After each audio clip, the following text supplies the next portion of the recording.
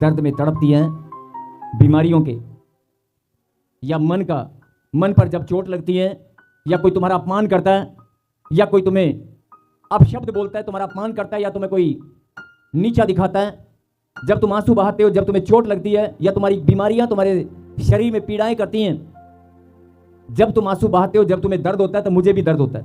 जब तुम्हारा नुकसान होता है और तुम टूट जाते हो, मुझे भी दर्द होता है। परमेश्वर ने इतनी सुंदर बात कही कि मुझे भी दर्द होता है, और एक ने भी ताली नहीं बजाई। परमेश्वर ने कहा कि जब तू तड़पती है दर्द में, जब तू तड़पता है दर्द में, तो मुझे भी दर्द होता है। और यही बात मैं 2026 साल से समझाने पर लगा हूं, और जिस दिन तुझे समझ में आ गई, उसी दिन वो दुख दर्द पीड़ाएं सदा के लिए चली जाएंगी। अगर अभी भी तेरे जीवन में दुख दर्द बीमारियों का दर्द, कर्जे का दर्द, लड़ाई झगड़े नशे का दर्द पीड़ाएं अगर आप झेल रहे हो, तो आपने मेरी बात को ठीक से समझा नहीं है। परमेश्वर आपको यही बात समझाना चाहते हैं कि मेरी बेटी, अगर तू छोटे छोटे दुख दर्द में तड़पती है, तो मैं भी उस दर्द को महसूस करता हूं, क्योंकि तेरा रिश्ता मेरे साथ है। मैं तुझे बताना चाहता हूं कि तेरा रिश्ता मेरे साथ है और तू मेरी संतान है। मुझे भी दर्द होता है, लेकिन बहुत सारे लोग क्या बोलते हैं कि परमेश्वर और साड़ियां पीड़ा तेनों दिखाई नहीं देंदियां, ਅਸੀਂ ਇੰਨੇ तड़प रहे हैं, रब तू कोई है किथे है, रब ऐसे वाजे मारते हैं, रब तू किथे है, रब तू किथे है, और मेरी पीड़ा तेनों दिखती नहीं हैगी, मेरी आवाज़ तुझे सुनाई नहीं देती। और आधे लोग कठोर होकर क्या बोलते हैं पता है, कोई रब रुब नहीं हैगा, जे रब होंदा ना ते उन्होंने दिखना सीगा, उन्होंने मेरी गल समझ आनी सी, मेरी आवाज़ सुनती नहीं। जवान बच्चे बहुत सारे लोग, अभी तो आप बदले, लेकिन बदलने से पहले आपने भी बहुत बार, जब जीवन में प्रॉब्लम्स आती हैं, जब आपके माता पिता या घर में बीमारियों का ढेर लग जाता है, तो आप भी टूट जाते हैं। और टूट कर क्या बोलते हैं मालूम है, लगता है परमात्मा को मेरा दुख दिखाई नहीं देता, सबके दिखाई देते हैं, मेरा क्यों नहीं दिखाई देता। जिनके मन में ये सवाल है, आज उन्हीं को परमेश्वर जवाब देना चाहते हैं। और आप जितने भी लोग यहाँ बैठे हैं ना, मैं सबका नाम तो नहीं लेता, लेकिन आधे से ज्यादा मतलब 70-80% लोग यहाँ पर जो बैठे हैं, उन्हीं को परमेश्वर बोलना चाहता है कि बहुत बार तू भी ऐसे ही बोलता है, बहुत बार तू प्रभु में भी है, परमेश्वर को जानता भी, उसकी सामर्थ को भी जानता है, उसकी पावर को जानता है, उसके चमत्कारों को अपनी आंखों से देखता है। और मेरा बच्चा, ये मेरा बेटा, मेरी बेटी, मेरे घर की तकलीफें आपको दिखाई क्यों नहीं देती, आपको मेरा दर्द महसूस नहीं होता, आपको मेरी आवाज सुनाई नहीं देती जब मैं रोती हूं। देखो परमेश्वर, अभी मैंने क्या कहा, परमेश्वर को आपका अगर सुई भी, छोटी सी सुई भी आपके पांव में चुभती है ना, और रेत के कण जितना छोटा सा दर्द भी अगर आपको होता है, तो उसका भी दर्द परमेश्वर को महसूस होता है। और अगर आप इस चीज को प्रूफ करना चाहते हैं कि मैं देखना चाहता हूं, मांगो खुदा से, वो तुम्हें दिखाएगा कि अगर तुझे दर्द होता है तो मुझे भी होता है। और बहुत सारे लोगों को यह बात मालूम नहीं है, और वो परमेश्वर पे दोष लगाते हैं, परमेश्वर पे सीधा सीधा दोष लगाते हैं। तो आज जो वचन परमेश्वर ने भेजा उसे सुने। परमेश्वर उन्हीं लोगों को यह बात समझाना चाहते हैं जो दर्द पीड़ाओं में तड़पते हैं, बीमारियां झेलते हैं, घर में पैसा बर्बाद होते हुए, नुकसान होते हुए और अपमान होते हुए आप जिंदगी बिता रहे हैं, प्रभु के पास भी आते हैं। लेकिन अगर आपके घर में दुख और तकलीफ, प्रॉब्लम, बीमारियां हैं, तो वो उनके घर में भी जो प्रभु का नाम नहीं लेते, तो आप में और उनमें फर्क कुछ तो होना चाहिए। परमेश्वर ये बात समझा रहे हैं, उनको मैं अभी बुलाऊंगा, अभी उनको बुलाना बाकी है, लेकिन आप चुने गए हैं। बोलो आमीन। आमीन। आपके घर में दुख और तकलीफ कभी भी नहीं होना चाहिए। और आज जो लोग इस बात को समझेंगे, खुदा के वचन को, उनके घर से, उनके जीवन से ये दर्द पीड़ाएं और बीमारियां सदा के लिए चली जाएंगी। आमीन। यस, फिर से अपनी आंखों को बंद करें और कहें, परमेश्वर मैं तैयार हूं आपकी कलाम को सुनने के लिए। परमेश्वर में निकालें परमेश्वर के कलाम से पहला पत्रस 3 अध्याय और पढ़ेंगे 17 को।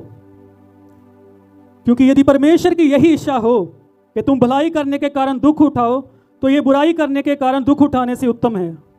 ताली बजाएंगे, ताली। हालेलुया। क्योंकि यदि परमेश्वर की यही इच्छा हो कि तुम भलाई करने के कारण दुख उठाओ, तो यह बुराई करने के कारण दुख उठाने से उत्तम है। बहुत सारे लोगों को समझ नहीं आया होगा। अब सुनो, बहुत सारे लोग जब दुख तकलीफ जीवन में आता है तो रोते हैं और परमेश्वर के सामने गिड़गिड़ाते हैं। इस वचन को जरा ध्यान से सुने। परमेश्वर उन लोगों को बोल रहे हैं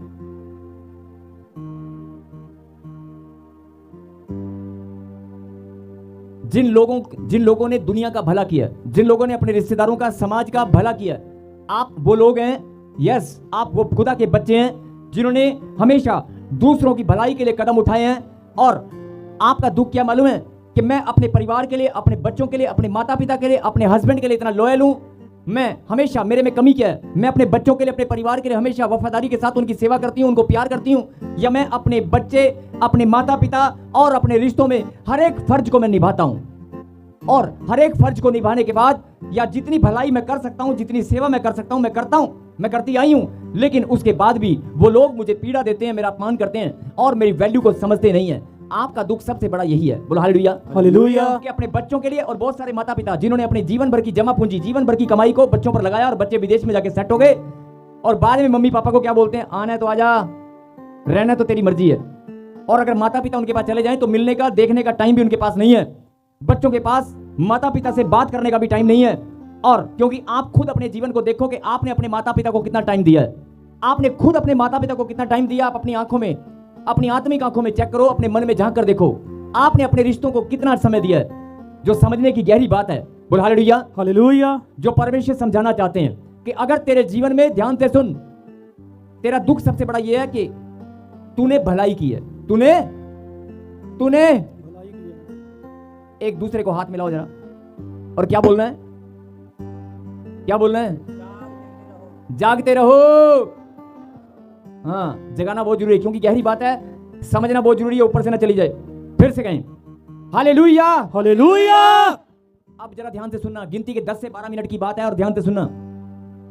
परमेश्वर ये बात जानते हैं कि आपने जीवन भर, प्रभु के बच्चे, जीवन भर आपने भलाई की है, अपने रिश्तों में, अपने समाज में, अपने पड़ोसी के लिए आपका मन बहुत अच्छा है, अपने पति के लिए, अपने बच्चों के लिए, अपने माँ बाप के लिए आपने हमेशा भलाई की है, उनका भला चाहा, और सैक्रिफाइस, त्याग, आपने हमेशा त्याग किया, बलिदान दिया, अपने फर्ज निभाए हैं, भलाइयां की हैं। लेकिन भलाई करने के बाद भी आपको, आपकी भलाई का फल हो सकता है आपका अपमान मिला हो। भलाई का फल कि यार मैंने अपने भाई का इतना भला किया, मेरा भाई आज मुंह मोड़ कर बैठ गया, आज मैंने ये किया, मैंने वो किया, मेरे बच्चे, मेरा, हाँ जी, हाथ उठाकर गवाही देंगे, ये गवाही परमेश्वर नोट कर रहे हैं, उसके दूत हाथ उठाकर गवाही देंगे जिन्होंने भलाई करके दुख उठाया, जिनके जीवन में भला बहुत किया लेकिन दुख उठाया। बैठ जाए प्लीज, बैठकर हाथ उठाना है। ये हाजिरी परमेश्वर के दरबार में, उस खुदावन की प्रेजेंस में आप वैसे हाथ उठाने की जरूरत नहीं, वो सबके दुख तकलीफ को जानता है। जिन्होंने 100% भला किया, सिर्फ भलाई किया आज तक, और भला करते आए हैं, और हैरानी की बात है भला करने के बाद भी दुख उठाया। जिनका भला किया वो अपमान करते हैं, जिनका भला किया वो अपमान करते हैं, जिनका भला किया वो मेरे भलाई को फल देने की बजाय, या मुझे शाबाशी या थैंक यू बोलने की बजाय, धन्यवाद तो क्या देना था, उल्टा अपमान करते हैं। ऐसे लोग जो इस आवाज को सुन रहे हैं और जो यहां पर बैठे हैं, जिन्होंने भलाई के बदले दुख उठाया है, और जिन्होंने हाथ खड़ा करके गवाही दी है। वैसे जरूरत नहीं हाथ खड़ा करने की, परमेश्वर सब जानते हैं। बोलो हालेलुया। हालेलुया। फिर सुने, जिन्होंने जीवन भर कभी दोस्त की, कभी रिश्तेदारों की, कभी पड़ोसी की, कभी माँ बाप की, और माँ बाप से छुपकर बहुत सारे दोस्तों की, और बहुत सारे दोस्तों से छुपकर किसी और दोस्त की, ऐसे छुप छुप कर आपने भलाइयां की है, मदद की है। लेकिन आपने भलाई करने के बाद दुख उठाया है, भला करने के बाद आपने दुख उठाया है। और बहुत सारी बहनें यहां पर बैठी हैं जो अपने पति के लिए दिन रात कपड़े धोती हैं, खाना बनाती हैं, और पति आकर एक डायलॉग मारता है, तूने किया क्या है? उसका बेचारी का सुबह से लेकर शाम तक सारी मेहनत पे क्या करते हैं, क्या कर देते हैं? नहीं, पानी नहीं फेरते, पानी तो फेर दिया, उसके ऊपर पोछा भी मारते हैं, वाइपर लगाते हैं। वाइपर इसलिए लगाते हैं, पोछा इसलिए मारते हैं कि जो मैंने पानी गिराया वो दिखाई ना दे। बोल हालेलुया। हालेलुया। ध्यान से सुनो, एक बहन ने या आपने भलाई किया, और भलाई करने के बाद एक डायलॉग, एक जुबान का शब्द इतना कड़वा, और उसने बोला तूने किया क्या? ये तो तेरा फर्ज है। क्या हो गया, रोटी खिला दी तो तेरा फर्ज है। मैं एग्जांपल किसी एक के लिए नहीं ले रहा हूं, कुछ समझाने के लिए ले रहा हूं। अगर किसी ने बोला कि किया क्या, तो उसने, कई लोग कहेंगे पानी गिराया, पानी नहीं गिराया, पानी गिराने के बाद वाइपर मार दिया, पोछा मार दिया, ताकि जो गिराया हुआ पानी दिखाई ना दे। समझ आई बात? पानी गिराने के बाद पोछा भी मारा है ताकि मेरी गलती नजर ना आए। बोल हालेलुया। हालेलुया। मतलब गलती करते हैं और उनको अपनी गलती दिखाई नहीं देती। जो गलती किसी के हृदय को ठेस पहुंचाए, किसी का अपमान करे, उनको वो दिखाई नहीं देती। अगर बहनें यहां पर हैं तो भाई भी ऐसे हैं जिनकी पत्नियां बहुत सारा पति कमा कर लाते हैं, दिन रात बच्चों के लिए, परिवार के लिए सैक्रिफाइस करते हैं, और पत्नी कहती है बड़ा यार सारा कुछ तो अपने माँ बाप के लिए करता है, मेरे लिए किया क्या है? एक डायलॉग ऐसे कर देता है जैसे किसी बम के आगे रस्सी बांध कर उड़ा दिया हो। पूछ कर देखो भाई और बहन से। यही बात, मैं इस बात पर आपका ध्यान क्यों लाना चाहता हूं, क्योंकि परमेश्वर आपको कुछ समझाना चाहते हैं। भलाई करने के बदले आपने दुख उठाया, भला करने के बाद जीवन भर अपने रिश्तों में, अपने पड़ोसी को, अपने भाई बहन, माता पिता, बहुत सारी बहनें, बहुत सारे परिवार यहां बैठे हैं, अरे जमीनें तक नाम कर दी हैं, जमीन जायदाद तक नाम कर दिया, अरे मेरे भाई ले ले, मेरे बच्चे ले ले, भला कर दिया। भला करने में शेर है, शेर, भला करने में शेर है। वैसे चाहे जोन से मर्जी शेर हो, लेकिन भला करने में सबसे आगे हैं। 1 मिनट लगाते हैं। और अपमान सहने के बाद भी अगर उसी भाई का या उस बहन का फोन आ जाए ना कि मेरे साथ प्रॉब्लम हो गई है, मेरे को जरा 2 मिनट काम है, कोई मेरे साथ चल नहीं रहा, और तू चिंता ना कर, मैं है तेरे नाल, चल चलिए, वो फिर शेर बन जाते हैं। ऐसे लोगों को आज परमेश्वर कुछ बोलना चाहते हैं। बहुत सारी बहनें, बहुत सारे भाई यहाँ बैठे हैं, मेरे साथ कोई हॉस्पिटल में जाने वाला नहीं है, मेरा कोई दुख देखने वाला नहीं है, मेरा कोई संभालने वाला नहीं है, और चिंता ना कर, कोई बात नहीं, मैं हूं ना। और हालेलुया। बच्चे माँ को पलट पलट कर जब जवाब देते हैं, वो माताएं यहीं पर बैठी हैं, वो माताएं यहीं पर बैठी हैं जो अपने बच्चों के ताने सुनती हैं, उल्टी सीधी बकवास सुनती हैं, दिल के टुकड़े तो पता नहीं कितने हो जाते हैं, लेकिन वो बेचारी फिर अपना मन बनाकर, बेटा अगर आके मम्मी खाना बनाए, हाँ पुत्र हुने ले 2 मिनट, सुबह से आंसू बाहर ही थे, लेकिन अपने आंसू दिखाएगी भी नहीं। बात समझ रहे हो? ऐसे लोगों को परमेश्वर आज कुछ बोलना चाहते हैं। ऐसे लोग, अगर आप उस गिनती में हैं, परमेश्वर जानते हैं कौन गिनती में कौन नहीं, जिन्होंने भला किया है अपने अफसरों का, अपने बड़े हुआ, अपने रोजगार के अंदर जहां काम करने जाते हो, जिनका शोषण हुआ है और बेचारे चुपचाप सहन करते रहते हैं। कोई आपको ठग रहा है, कोई आपका शोषण कर रहा है, आप दबते हो, कोई आपको दबाता है ना, दबदा किथे है, कई लोग दबाते हैं, है ना, कहीं कहते हैं ना, मेरी बात समझ गए जो समझने वाले, हालेलुया। कई लोग आपको दबाते हैं, लेकिन आप दबते हैं। अब मेरी बात सुन रहे हो? परमेश्वर कहता है ऐसे लोगों को जो दबते आए हैं, जिनका शोषण हुआ है, लेकिन वो उनका मन इतना सीधा है, उनका मन इतना ज्यादा सीधा है, इतना ज्यादा निर्मल है, इतना ज्यादा शुद्ध है, उनका मन इतना स्वच्छ है। कहता है यार कोई कितना भी बुरा कर ले, कोई कुछ भी बोल दे, भलाई के लिए 4 कदम दौड़ कराते हैं। और कहीं तो कहते हैं, वेट करते हैं, कोई फोन आ जाए, मुझे कोई बुला ले, मुझे कोई बुला ले, मुझे कोई बुला ले, मुझे कोई एक बार कहे तो सही, तू मेरे नाल चल, कोई कहे तो सही, तैयार रहते हैं, तैयार। ऐसे लोगों को परमेश्वर कहता है मेरी दृष्टि उन पर बनी रहती है। और ऐसे लोग जिन्होंने भलाई के बदले बुराई को सहन किया, जिन्होंने अपमान सहन किया, प्रतिफल तो क्या मिलना था, फल तो क्या मिलना था, उल्टा बुराई बुराई बुराई और अपमान तक सहन किया। बराबर में ही बैठे हैं, कईयों के हो सकता है पति हो सकता है पत्नियां हो, लेकिन पुरानी बातों को छोड़ देना। जो बात परमेश्वर समझाना चाहते हैं उसे समझना कि आपको बहुत सारे लोगों ने, अगर भलाई आपने जितनी भी की हो, उसके बदले आपको बुराई मिली है, तो प्रभु का वचन क्या बोल रहा है उसको ग्रहण करें। क्योंकि यदि परमेश्वर की यही इच्छा हो, अगर 10 साल से, कई लोग कहते हैं 10 साल हो गए यार, मैं जिसका भी भला करता हूं मेरा बुरा ही होता है, मैं भला करता हूं मेरा बुरा ही होता है। और तेरा बुरा नहीं होता, ये परमेश्वर की इच्छा है, तू योजना का हिस्सा है, तू परमेश्वर की योजना का हिस्सा है। आमीन। तेरे साथ जो बार बार हो रहा है ना, वो परमेश्वर देख रहे हैं, लिखा वचन के अंदर। क्योंकि यदि परमेश्वर की यही इच्छा हो सकता है ये परमेश्वर की इच्छा हो कि तू दुख उठा, दबा कर दुख उठा। और लिखा भलाई के कारण दुख उठाओ, तो यह बुराई के कारण से दुख उठाने से उत्तम है। यानी कि परमेश्वर की नजर में, समाज की नजर को छोड़ दो, अपने मन की बातों को छोड़ दो। परमेश्वर के वचन में क्या लिखा? बोल हालेलुया। हालेलुया। आज जो बहनें रोती हैं, आंसू बहाती हैं, मेरा पति मेरा ये है ना, मेरे बच्चे मेरा ना, मेरी बेटी जब देखो उल्टा सीधा जवाब देती है।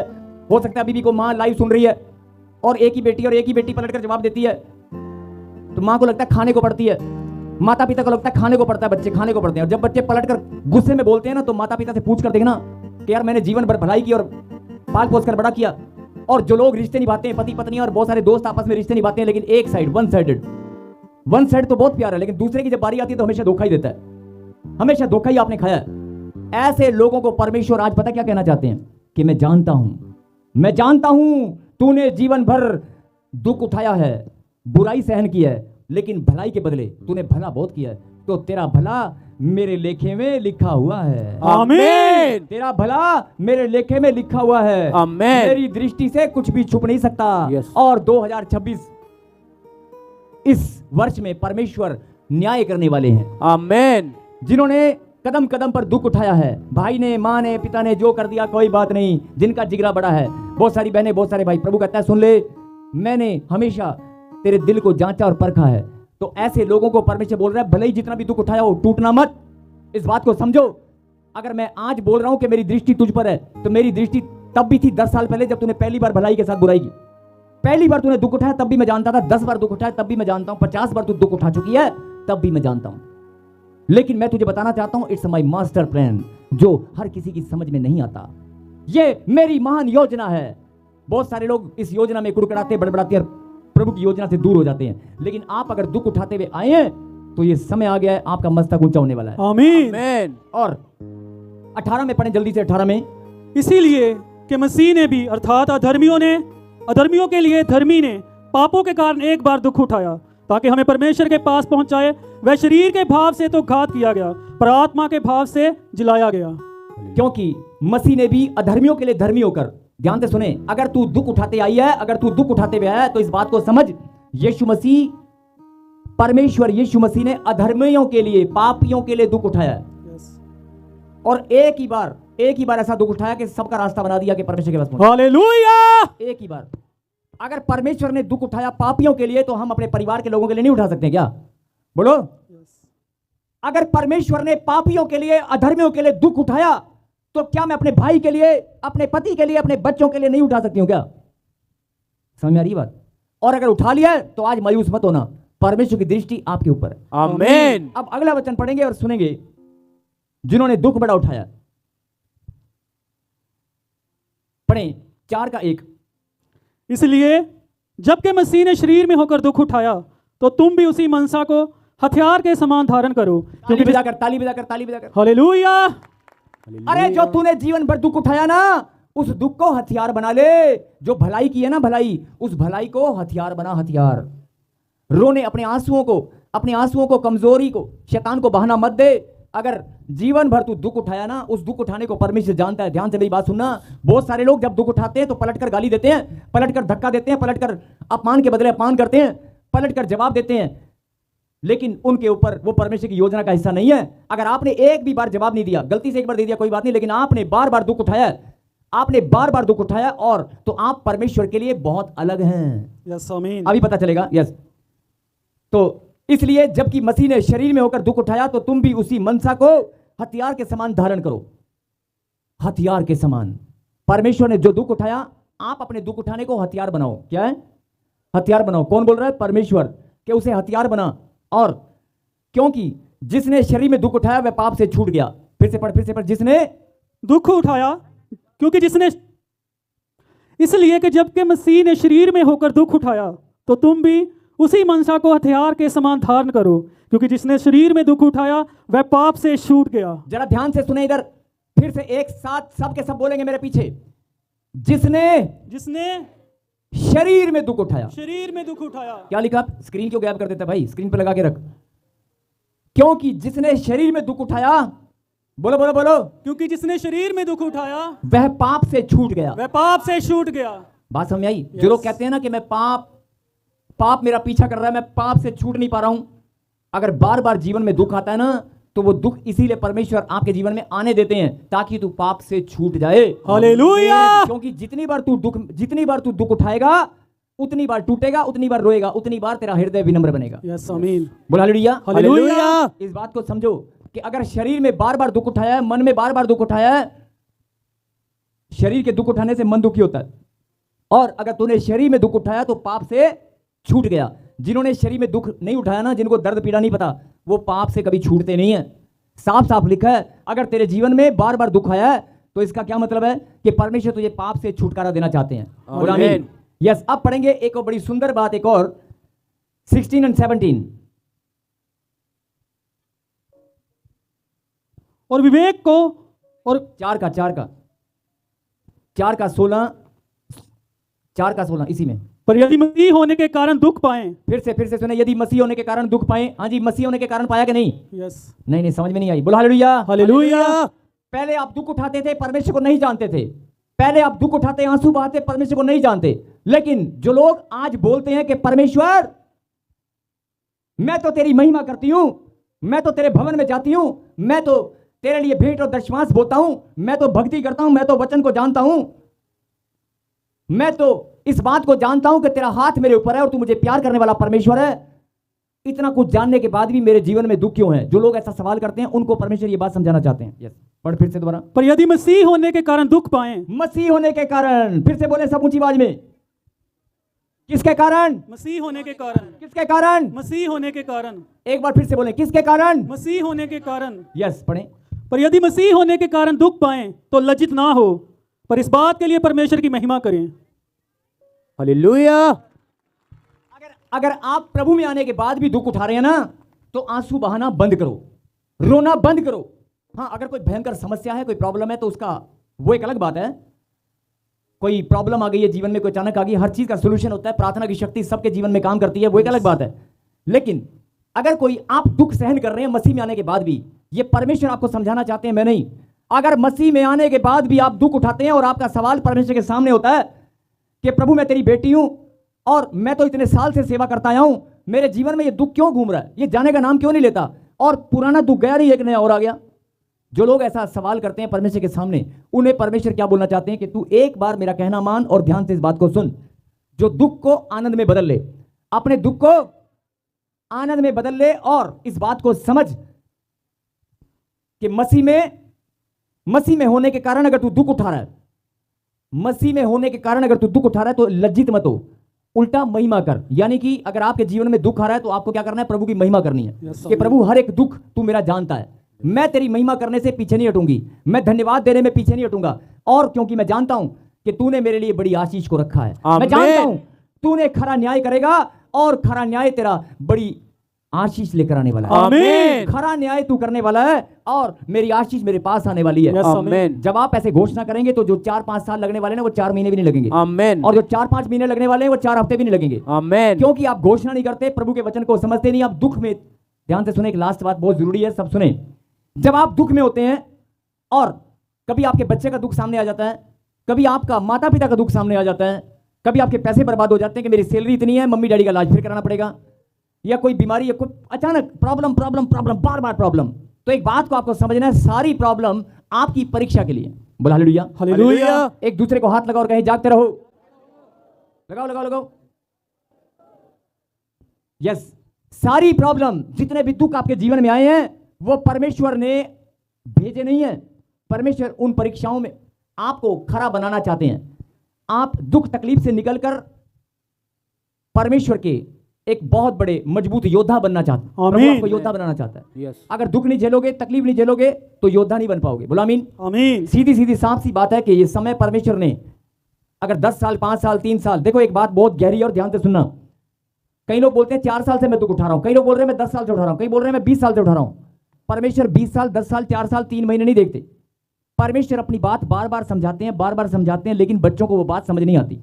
और जिनको समझ में आ जाती है, उनका समय जो साथ के साथ वो खत्म हो जाता है और आशीष में बदल जाता है। आमीन। अब अगर 10 साल लगे तो परमेश्वर दोष ना दें, अपने अंदर कमियों को देखें। अभी भी मैं ये बात बोल रहा हूं कि अगर कोई परमेश्वर ने आपके जीवन में योजना रखी है कि 2 साल बाद या 6 महीने बाद आपको बहुत बड़ी आशीष मिलने वाली है, तो वो 6 महीने की आशीष परमेश्वर 6 घंटे में भी दे सकते हैं। आमीन। वो आपकी मजबूती, आपका प्रतिफल लेकर आएगी। यस। आज वचन यही बात समझाना चाहते हैं। परमेश्वर के दुख, तुम्हारे दुख में जानता हूं, तुम्हारी तकलीफ में जानता हूं। जैसे तुम्हारे बच्चों को चोट लगती है, मुझे भी चोट लगती है। अगर तुम्हें दर्द होता है तो मुझे भी दर्द होता है। अगर किसी को डाउट है तो हाथ खड़ा करे और कहे परमेश्वर को दर्द नहीं होता। बोलो, किसी को डाउट है तो बोल दे, हाथ खड़ा करे और कहे परमेश्वर को कोई दर्द नहीं होता। बोलो हालेलुया। हालेलुया।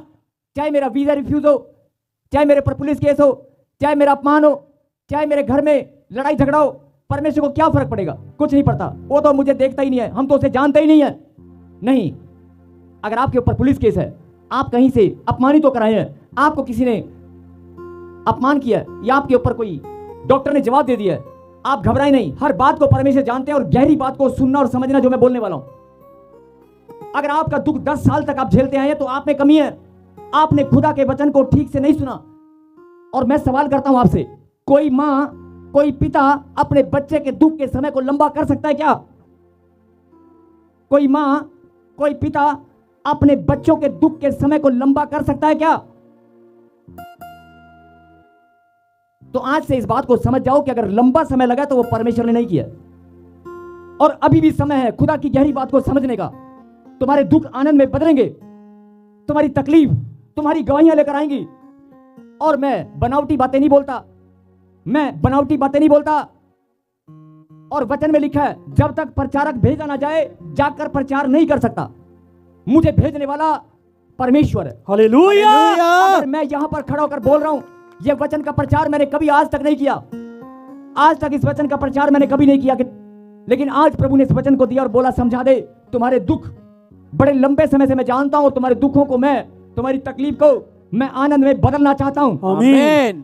तुम्हारी तकलीफ को मैं आनंद में बदलना चाहता हूं। आमीन। और एक वचन को सुने और उसके बाद हम प्रार्थना करेंगे। आज जितने भी लंबा लंबा दुख आप झेलते आए हो सब गायब होंगे आज। आमीन। अगर तुम माता पिता होकर अपने बच्चों के दुख से तकलीफ होती है तो परमेश्वर कहता है कि मैं भी तुम्हारा माता पिता के समान मेरा रिश्ता है, मुझे भी दुख होता है, मैं तुम्हें दुख में तड़पते हुए इतना लंबा समय नहीं देख सकता। मैं बार बार समझाता हूं लेकिन समझ नहीं आता। आज भी समझ जाओ कि अगर दुख आए हैं, तकलीफ आई है तो मेरी योजना का है, क्या पता मेरी इच्छा है। और खास तौर पर वो लोग जिन्होंने भलाई करते हुए दुख उठाए हैं, हर एक उस बहन के लिए, उस भाई के लिए, उस मां के लिए, उस पिता के लिए ताली बजाएंगे। हालेलुया। ताली बजाकर धन्यवाद देंगे उस पिता, माता, भाई, बहन के लिए जिन्होंने भलाई करते हुए दुख उठाया। इतनी हल्की ताली, क्या आप अपने लिए बजा रहे हो? क्या आप अपने भाई के लिए, अपनी बहन के लिए बजा रहे हो? इतनी हल्की ताली। परमेश्वर आपको बताना चाहते हैं, मेरी बेटी, मेरे बेटे सुन ले, भलाई करते हुए जितने भी दुख तूने उठाया ना, और भलाई के बदले तुझे बुराई मिली है तो घबरा मत, मैं सब जानता हूं। लेकिन 10 साल, 5 साल, 3 साल तक तुझे बात समझ में नहीं आई ना, और ये वचन का प्रचार मैंने आज खुद पहली बार किया है, इसलिए मैं बोल रहा हूं कि प्रभु आपके जीवन में जो भलाई आप करते हुए दुख उठाया है, उसका प्रतिफल जो इकट्ठा हो चुका है बहुत बड़ा, वो आपको देना चाहते हैं। आमीन। यानी जो आपने बोया है वो काटने का समय परमेश्वर आ चुका है, वो आपको देना चाहते हैं। आमीन।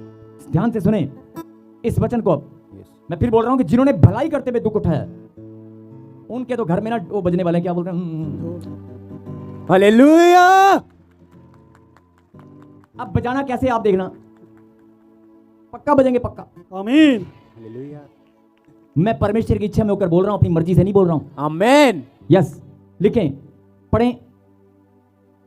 यदि मसीह में होने के कारण दुख उठाया तो लज्जित ना हो, पर इस बात के लिए परमेश्वर की महिमा करो। यानी कि आज तक एक प्रार्थना करना कि परमेश्वर जीवन भर जो मैंने दुख उठाया, और मैं अगर गलती से दुख उठाने के बदले मुझे अच्छाई नहीं मिली, दुख उठाने के बदले मेरा भला नहीं हुआ, मुझे प्रतिफल नहीं मिला, कोई बात नहीं, मैं आज भी धन्यवाद करता हूं। और अगर मैंने गलती की हो, देखो आपकी ब्लेसिंग आपको मिलने वाली है। एक लाइन जरूर बोलना कि अगर मैंने गलती की हो कुड़कुड़ाकर, बड़बड़ाकर या गुस्सा करके, तो मुझे माफ करना, मेरी भलाई और मेरी बुराई को सबको जानते हैं। अब सुने, पढ़ेंगे 17, और इस 17 वचन को पढ़ते ही समझ जाना कि आपका नंबर आ गया है। आमीन। क्योंकि वह समय आ पहुंचा है कि पहले परमेश्वर के लोगों का न्याय किया जाए, और जबकि न्याय का आरंभ हम ही से होगा तो उनका क्या अंत होगा जो परमेश्वर के सुसमाचार को नहीं मानते। हालेलुया। हालेलुया। ऊंची आवाज से बोलेंगे हालेलुया। हालेलुया।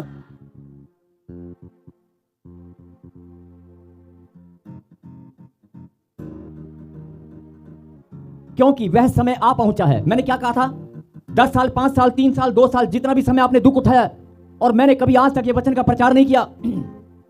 परमेश्वर ने कहा कि इस वचन का प्रचार करना और भविष्यवाणी करना, और मेरे बच्चों को बता देना जो ऑनलाइन जुड़े हैं और जो लोग यहां पर बैठे हैं, उनको बता देना कि वो समय आ पहुंचा है कि मैं न्याय करने पर हूं। हालेलुया। और क्योंकि वह समय आ पहुंचा है कि पहले परमेश्वर के लोगों का न्याय किया जाए, वह समय आ पहुंचा है कि परमेश्वर के लोगों का पहले न्याय किया जाए। आपने जितना भी दुख उठाया ना, जितना अपमान सहन किया, घबराओ मत, आपकी बारी आ चुकी है। आमीन। और मैं पवित्र वेदी पर यहां पर खड़ा होकर बोल रहा हूं ना, ऐसे नहीं बोल रहा हूं, गवाहियां आप ही ढोल के साथ लाओगे। आमीन। ढोल नगाड़ों के साथ कूदते हुए आओगे। यस, आमीन। और जड़ी भैन जड़ा भरा बिना ढोल तो आया, ओनू जुर्माना लगना जी। नहीं, जुर्माना काहदा लगना है, मतलब ताड़ी मर्जी है। 2-2 लेने, 4-4 लेने ले आओ। आज तक मैंने कभी नहीं बोला, आज पहली बार बोल रहा हूं कि ढोल नगाड़े लेकर आना। हालेलुया। मुझे कहने की जरूरत नहीं है, वैसे ताजपुर चर्च में जो भी आता है ढोल लेकर ही आता है। Yes, hallelujah. क्योंकि वह समय आ पहुंचा है कि पहले परमेश्वर लोगों का न्याय किया जाए, और जबकि न्याय का आरंभ हम ही से होगा। किससे? हम ही से। न्याय का आरंभ हमसे ही होगा, हमसे। आमीन। प्रभु के वचन सुनने वाले, पढ़ने वाले, जो लिखी बातों को मानते हैं। प्रकाशित वाक्य 1:3। धन्य वे लोग जो खुदा के कलाम को पढ़ते हैं, सुनते हैं और इसमें लिखी बातों को मानते हैं। लाल टी शर्ट, परमेश्वर ने कहा सुन ले, व्हाइट कपड़ों में भी कोई भाई बैठा है, पता नहीं कौन है, लेकिन शायद कोई पुलिस केस या कोई प्रॉब्लम हो गई है उसके ऊपर। व्हाइट कपड़ों में कोई बैठा है उसके घर में, घबरा मत। और काले रंग के कपड़ों में कोई बहन बैठी है, घुट घुट कर जी रही है। प्रभु ने कहा कि चिंता न कर। और इस समय लाल रंग के कपड़ों में, लाल रंग की कोई चुन्नी है उसके ऊपर। घर में जो बीमारियां बड़े लंबे समय चलती आई हैं वो सब धुआं बनकर उड़ने वाली हैं। आमीन। पीले रंग के कपड़ों में कोई बहन मुझे दिखाई दे रही है अभी बैठी यहाँ पर। और कोई गुड्डू कोई प्रार्थना कर रहा है कोई गवर्नमेंट जॉब के लिए। मुझे नहीं पता वो कौन है, लेकिन गुड्डू कोई प्रार्थना कर रहा है, गवर्नमेंट जॉब चाहता है। परमेश्वर सब कुछ जानते हैं, सब कुछ। यस आमीन। कोई परवीन है, कोई संगीता, कोई सुमन, कोई बच्चा चाहती है, आशीष चाहती है, घबरा मत। कोई सुनीता और रानी, ऐसे जिनके पास 15-15 साल से 10-10 साल से बच्चे नहीं है। अगर कोई गलती की है तो माफी मांगना जवान बच्चे, लेकिन इस बात को सुनना, ये वचन परमेश्वर ने भेजा है। मैं परमेश्वर का दास अपनी मर्जी से यहां पर खड़ा नहीं हुआ। यस सुनेंगे, क्योंकि वह समय आ पहुंचा है कि पहले परमेश्वर के लोगों का न्याय किया जाए, और जबकि न्याय का आरंभ हमसे ही होगा। बोलो आमीन। आमीन। जो बात को सुन रहे हैं, समझ रहे हैं, कहें हालेलुया। हालेलुया। न्याय का आरंभ हमसे ही होगा। हालेलुया। और आगे लिखा, उसका क्या अंत होगा जो परमेश्वर के सुसमाचार को नहीं मानते।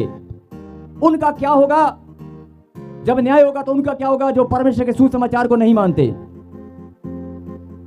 और यदि धर्मी व्यक्ति कठिनाई से उद्धार पाएगा। बोलो हालेलुया। हालेलुया। एक ताली बजाएंगे, जरा बताऊंगा क्यों बजा रहे हो। हालेलुया। सब लोग इधर इधर इधर इधर देखें, सब लोग मेरी तरफ। क्या लिखा? क्योंकि धर्मी, मेरे पीछे बोलो, क्योंकि धर्मी कठिनाई से उद्धार पाएगा। स्क्रीन पर बेटे,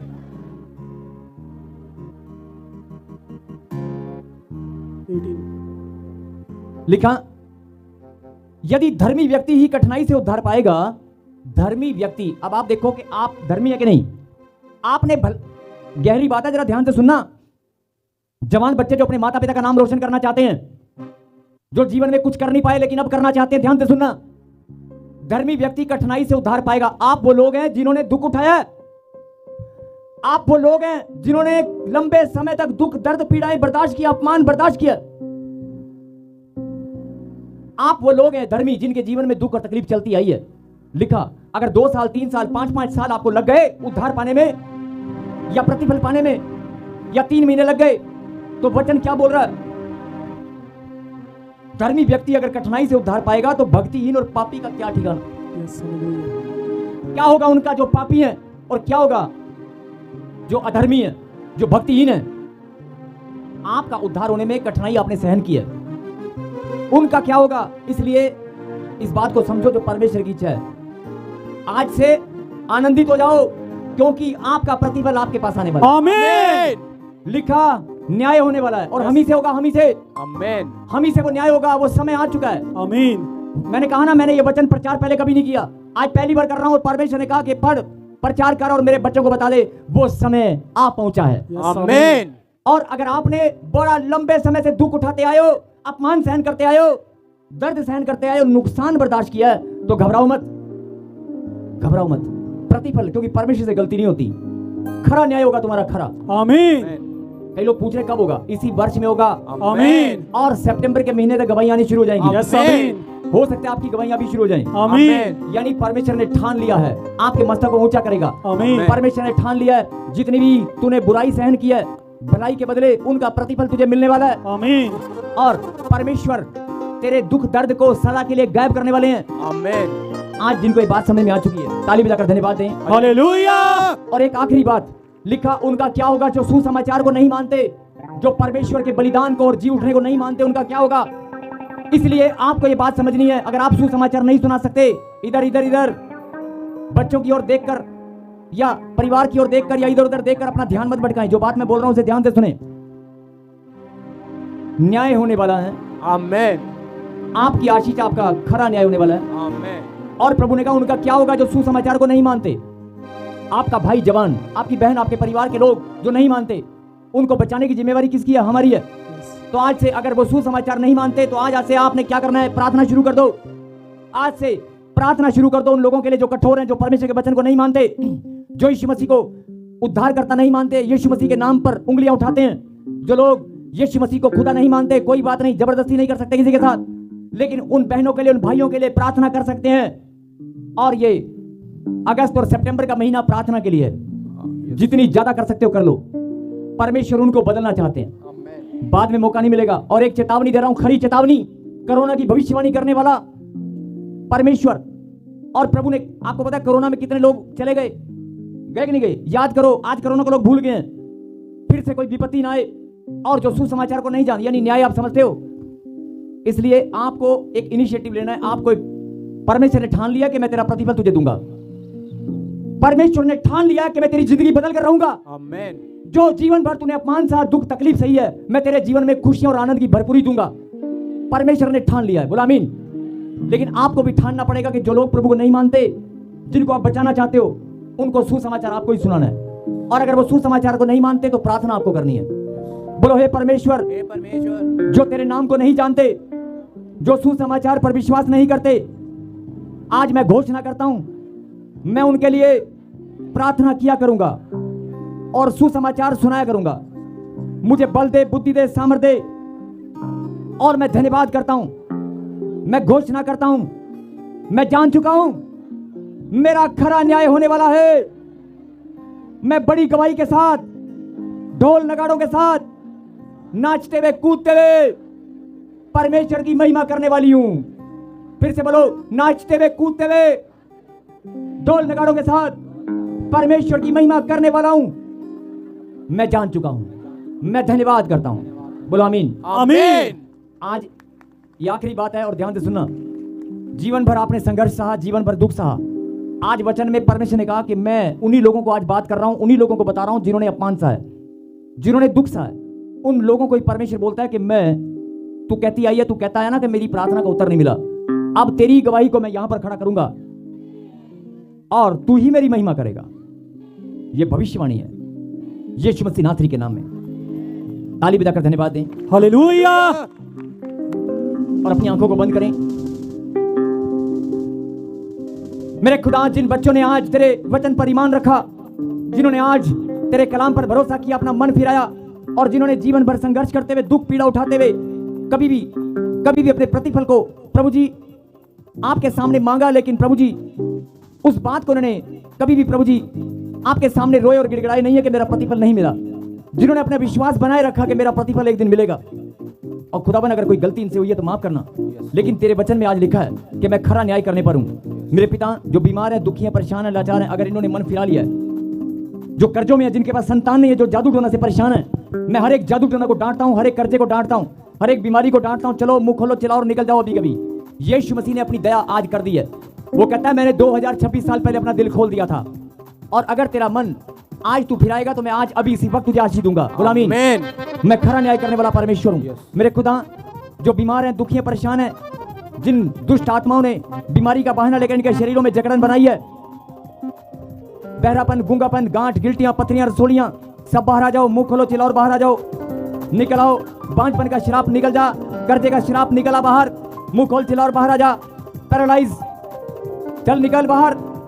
पेट में दर्द, HIV, 14-15 लोग यहाँ बैठे हैं जिनको HIV है। और एक कोई गुरमीत है, कोई गुरमीत है, हाथ खड़ा करे अगर कोई गुरमीत है तो। अरे कोई गुरमीत है यहाँ पर? रहने दे, कोई नहीं। गुरमीत के घर में आशीष आ रही है बड़े लंबे समय से। और अगर कोई यहाँ पर बैठा है जिसके ऊपर पुलिस केस है, कोई बैठा है जिसके ऊपर पुलिस केस है, मैं कह रहा हूं कि पुलिस केस है और आप सोच रहे हैं कि शायद मैं कभी आजाद नहीं हो पाऊंगा, आपके मस्तक को परमेश्वर, मैंने कहा ना, सफेद कमीज में कोई बैठा है, कहा ना? ओ भाई, यस, पीछे क्या नाम है आपका? परमजीत, गुरमीत। रुक जा अभी, रुक जा एक मिनट। इनको बोल प्रार्थना कर, इनके ऊपर कोई पुलिस केस है और कोई केस है, कोई प्रॉब्लम है। अभी प्रभु ने कहा अगर मन फिराओगे तो अभी कभी आजाद हो जाओगे, मन फिराओगे तो अभी कभी